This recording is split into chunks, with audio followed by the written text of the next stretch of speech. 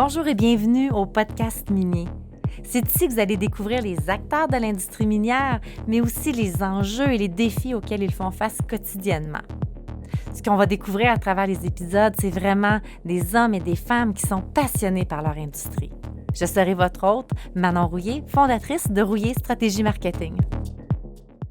Directement des bureaux de Rouillé Stratégie Marketing à Québec, j'ai le plaisir de m'entretenir avec Amélie Laliberté aujourd'hui. Amélie travaille coordonnatrice aux relations investisseurs chez Redevance Osisco. Diplômée de l'Université Laval avec 17 ans d'expérience dans l'industrie minière, j'ai invité Amélie aujourd'hui pour venir nous parler du chapitre Women in Mining que les deux ont fait partie. Je suis une nouvelle recrue. Alors, je trouvais ça important de donner une visibilité à ce chapitre-là qui va grandir au cours de la prochaine année à Québec. Mais avant de débuter vers ce sujet-là, je voulais un petit peu qu'on regarde, toi, Amélie, ton poste chez Osisco, c'est coordonnatrice relations investisseurs. Fait que qu'est-ce qui fait que, de un, que tu as fait ça, puis qu'est-ce que ça mange en hiver, ce poste-là, dans une compagnie comme Osisco? Je me suis ramassée dans le domaine minier un peu par hasard, si on veut. À la fin de mes études, je cherchais un emploi en communication, j'avais étudié là-dedans. Et il y avait une offre chez Mine Virginia à l'époque et ils cherchaient quelqu'un aux relations aux investisseurs. Alors, j'ai été engagée pour ce poste-là à l'époque et depuis, j'ai pas quitté le domaine. En fait, j'ai continué à travailler là-dedans toutes ces années. La compagnie a évolué beaucoup là, depuis que moi, j'ai commencé à l'époque chez une petite compagnie d'exploration, tout ça, qui a fait une découverte. Après ça, on a vendu le gisement, on a recréé une autre compagnie, puis on a finalement été acheté par Redevance Aurifère Osisco en 2015. J'ai eu la chance de travailler pour une compagnie qui est passée justement de l'exploration à la découverte d'un gisement. Ça, c'est comme de trouver un trésor. C'est vraiment une recherche là qui se concrétise, puis c'est des moments très excitants à vivre dans une carrière. Puis le domaine a continué de me passionner au fil des années, ce qui a fait que je suis encore dans le domaine aujourd'hui.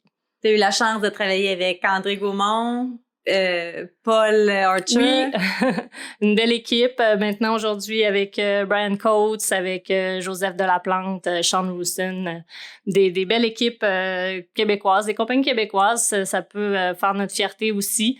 C'est un domaine qui est très méconnu. Moi, quand j'en parle à mes amis que je travaille dans le domaine minier, personne ne connaît vraiment ça, mais ça reste quand même passionnant là, comme milieu. Puis, quand on est à l'université, on étudie les deux, on a fait notre bac en communication, relations publiques, mais le volet relations aux investisseurs, c'est un poste qui est de plus en plus populaire dans l'industrie minière parce que c'est un poste nécessaire. Qu'est-ce que tu fais dans tes tâches quotidiennes aux investisseurs? Bien, mon rôle vraiment, c'est de rendre l'histoire compréhensible pour les gens. Faut raconter qu'est-ce qu'on est, c'est quoi notre stratégie, comment qu'on va créer de la valeur pour ces investisseurs-là. Fait que c'est vraiment de leur faire comprendre notre modèle d'affaires dans des façons qui vont être faciles de comprendre pour eux, pas juste parler de chiffres ou de rendement. Vraiment y aller avec le cœur de la compagnie, qu'est-ce qu'on vaut vraiment comme compagnie. Puis c'est d'aller sur toutes les plateformes pour raconter l'histoire là, de la meilleure façon possible au quotidien. Là. Pour rentrer dans le vif du sujet des femmes dans l'industrie minière, justement, tu es une femme dans l'industrie minière. Est-ce que toi, en lien avec ton travail, est-ce que tu le sens, ce volet-là, que c'est une industrie très masculine quand même? Est-ce que c'est quelque chose que soit que tu as eu des difficultés d'intégration ou pas du tout, justement? C'est très masculin, même au niveau... Dans les compagnies, c'est majoritairement masculin. Puis moi, quand je me ramasse dans un congrès avec des investisseurs, c'est que des hommes qu'on rencontre. C'est très rare les femmes qui gèrent eux-mêmes leur fortune, si on veut.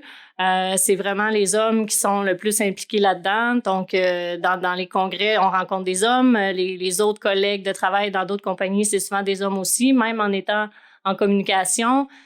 C'est pas nécessairement des gens de communication qui font les communications dans les autres compagnies. On voit souvent des géologues qui vont faire ça ou des gens au développement corporatif, des choses comme ça. Puis c'est souvent majoritairement masculin aussi. Fait que même en étant en communication, qui est un domaine plus de femmes, ben dans le domaine minier, c'est pas le cas vraiment, là. C'est encore plus masculin. Mais il y a des femmes. Il y a des femmes en géologie, il y a des femmes géologues, il y a des femmes à la comptabilité, aux taxes. C'est des gens qui sont nécessairement dans le domaine minier aussi, mais pas nécessairement dans le même domaine que moi, là, si on veut. Quand tout ça, le Women in Mining a commencé, tu veux pas, on en entend un petit peu plus parler. Il y a eu quelques chapitres qui se sont ouverts au Québec. Fait que j'ai lu un petit peu, puis je regardais comment ça a commencé, puis qu'est-ce qu'on raconte beaucoup, c'est que dans les années 1960, c'est un groupe de femmes géologues qui ont décidé de se rassembler à Toronto pour un lunch puis discuter ensemble. Puis là, de fil en aiguille, ben, il y a eu plus de femmes qui se sont jointes à eux. Puis c'est où est-ce que, là, après ça, ben, ces regroupements-là, ça a formé des Women in Mining un peu partout au Canada, mais ça a pris aussi une ampleur mondiale. Là. Je pense que 10 000 membres qui font partie de Women in Mining partout dans le monde, dans 100 pays différents. Puis ça regroupe 50 groupes de Women in Mining, dont, j'imagine, le chapitre de Québec. Alors, je me demandais pourquoi créer un chapitre à Québec? Ben, l'apparition du chapitre Women in Mining, il y a Québec qui s'est formé, il y avait déjà Montréal qui existait, il y a Val-d'Or qui s'est créé pas longtemps après Québec. Je pense que c'est vraiment pour un signe qui montre que les femmes veulent se rassembler, veulent se mobiliser, aiment se reconnaître, avoir une plateforme pour échanger. C'est vraiment pour ça qu'on a mis sur pied celui de Québec. Il y a plein de gens qui travaillent dans le domaine à Québec, mais on a peu d'occasions de se rencontrer, à part le congrès Québec Mine, qui est le gros événement ici à Québec.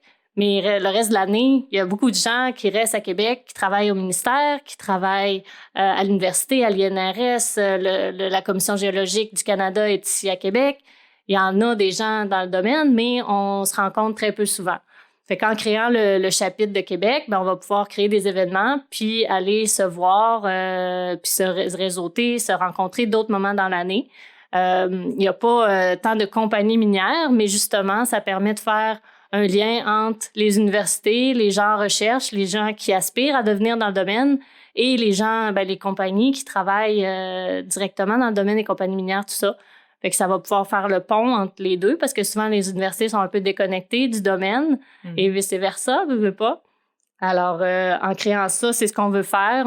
Puis on veut intéresser justement les jeunes qui étudient là-dedans ben, à venir vraiment travailler dans le domaine et non pas à rester en recherche ou à vraiment à venir s'impliquer là, dans l'industrie. Quand tu dis justement, il n'y a pas beaucoup de minières ou de compagnies juniors à Québec, mais moi j'ai fait mais j'ai fait le listing des invités pour le podcast justement à venir. Puis à date, c'est des gens qui sont à Québec, qui viennent vraiment dans les bureaux d'agence comme tu es présentement aujourd'hui. Fait que c'est là qu'on a fait, OK, ouais, il y a quand même pas beaucoup de personnes à Québec. Là, c'est rendu une plaque tournante vraiment de l'industrie minière quand même là, ici. Bien, parce qu'il y a beaucoup d'opérations qui sont en dehors des centres. Donc, les gens font aussi, je dirais, travaillent sur le site, mais ils peuvent rester à peu près partout dans la province. Là. Donc, effectivement, ça ne veut pas dire que l'opération n'est pas à Québec, qu'il n'y a personne qui travaille dans le domaine en ville ici à Québec. Donc, la plupart du temps, là, on entend parler des femmes dans l'industrie minière. La journée de la femme, que j'oublie la date, mais je sais que c'est dans le mois de mars. Le 8 mars, c'est pas... J'aurais dû savoir ma date maintenant que j'ai un podcast. Mais le 8 mars, c'est là où est-ce que les publicités commencent dans la presse, les journaux miniers un peu plus, puis on entend les tables rondes, puis là, on est plus invité à des conférences, la journée de la femme. Mais quand on regarde les statistiques, 38% des ingénieurs miniers sont des femmes. En Abitibi, c'est 47%.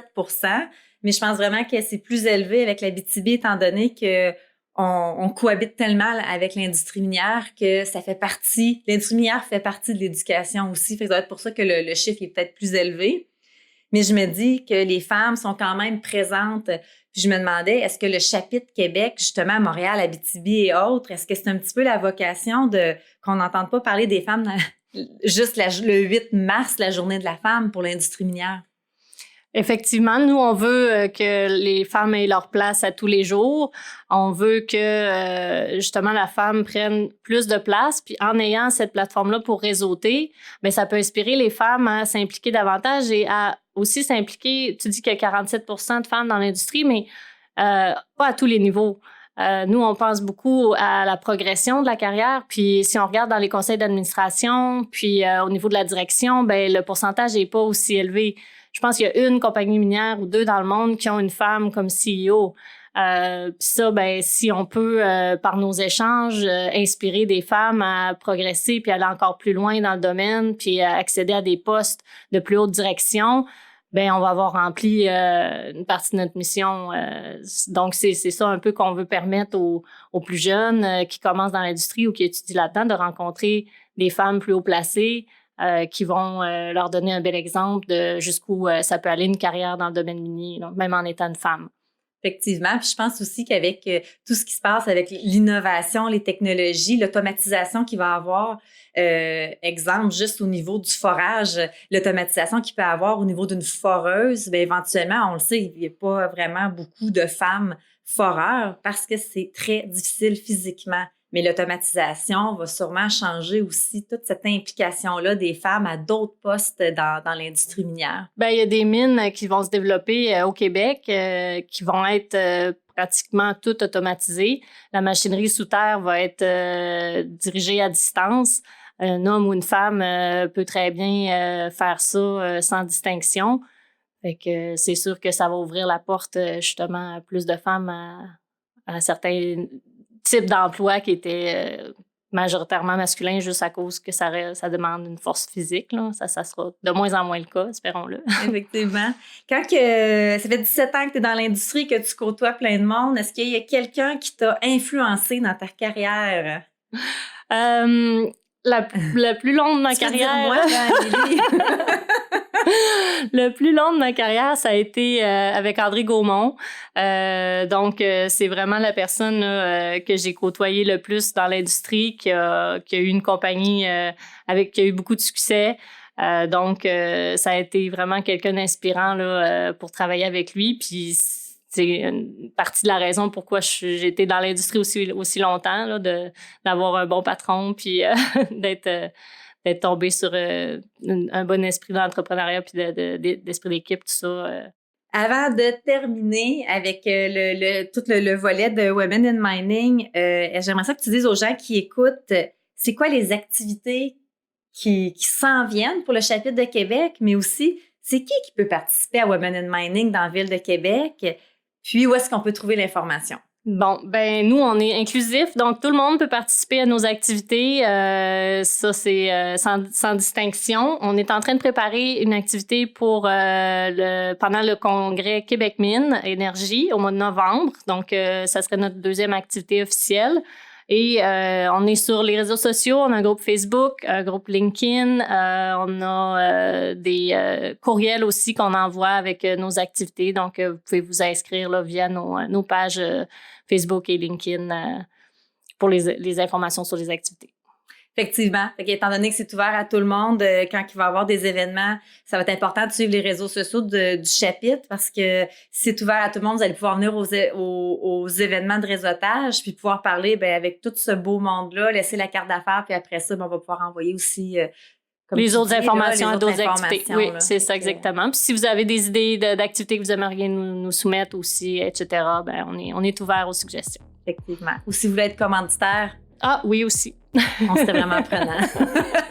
Hey, merci beaucoup, Émilie, de t'être déplacée, d'être venue et d'avoir participé au podcast Mini. Ça m'a fait plaisir. Merci beaucoup, Manon.